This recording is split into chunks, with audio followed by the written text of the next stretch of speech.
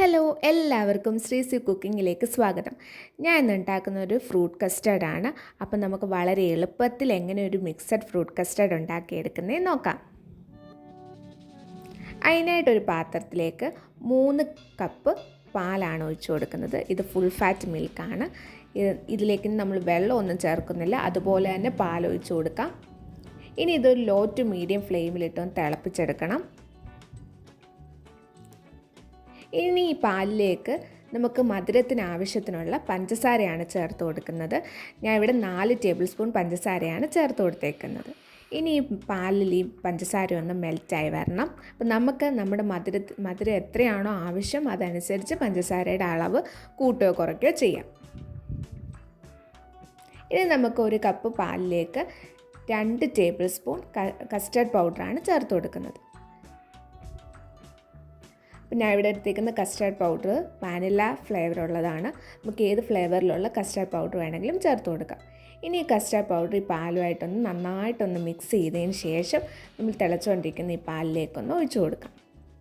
അപ്പോൾ ആദ്യം കുറച്ചായിട്ട് ഒഴിച്ചു കൊടുത്താൽ മതി. കാരണം നമ്മൾ കസ്റ്റർഡ് ഒഴിച്ചു കൊടുക്കുമ്പോൾ തന്നെ പെട്ടെന്ന് പാലങ്ങ് തിക്കാവും. അതുകൊണ്ട് വളരെ കുറച്ചായിട്ട് ഒഴിച്ചു കൊടുത്തതിന് ശേഷം നന്നായിട്ട് മിക്സ് ചെയ്ത് അങ്ങനെ ഒഴിച്ചു കൊടുത്താൽ മതി. കസ്റ്റർഡ് പൗഡർ നമ്മൾ ഡയറക്റ്റായിട്ട് പാലിലേക്ക് ചേർത്ത് കൊടുക്കാനും പാടില്ല, കാരണം കട്ട പിടിക്കും.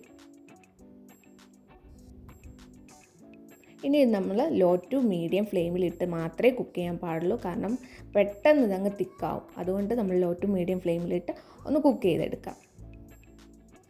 ഇനി നമ്മൾ കൈയെടുക്കാതെ ഇളക്കിക്കൊണ്ടിരിക്കുക.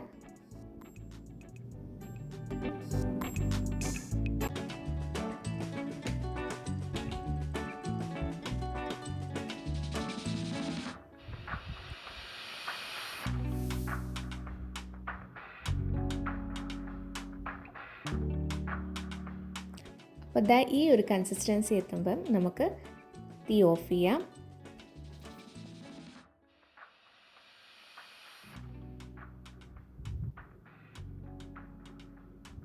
നമുക്ക് വേറൊരു പാത്രത്തിലേക്ക് ഒഴിക്കാം.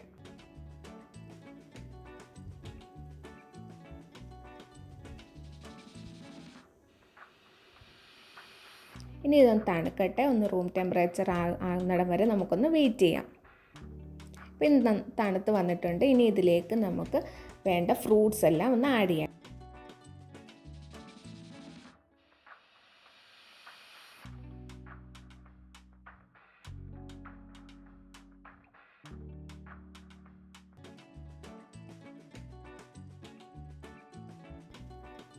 ഞാൻ ഇവിടെ എടുത്തേക്കുന്ന ഫ്രൂട്ട്സ് മുന്തിരി, ആപ്പിൾ, പഴം, പിന്നെ അനാറുമാണ്, മാതളവുമാണ്.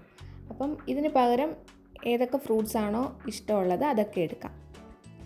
അപ്പോൾ ഇത്രയും ഫ്രൂട്ട്സ് ഞാൻ ഇട്ട് കൊടുത്തിട്ടുണ്ട്. ഇനി ഇതെല്ലാം കൂടെ ഒന്ന് മിക്സ് ചെയ്യാം.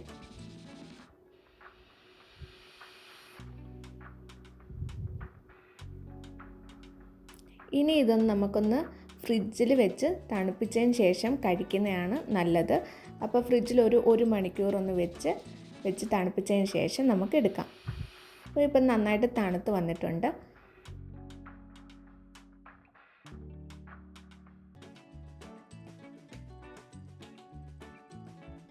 അപ്പോൾ ഇത്രയേ ഉള്ളൂ ഫ്രൂട്ട് കസ്റ്റാർഡ്. വളരെ സിമ്പിളായിട്ട് നമുക്ക് ചെയ്തെടുക്കാൻ പറ്റും.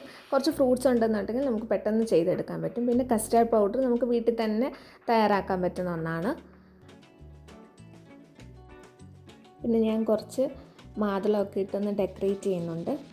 എല്ലാവർക്കും ഇഷ്ടപ്പെട്ടെങ്കിൽ ലൈക്കും കമൻറ്റും സബ്സ്ക്രൈബും ചെയ്യൂ. ടാറ്റാ.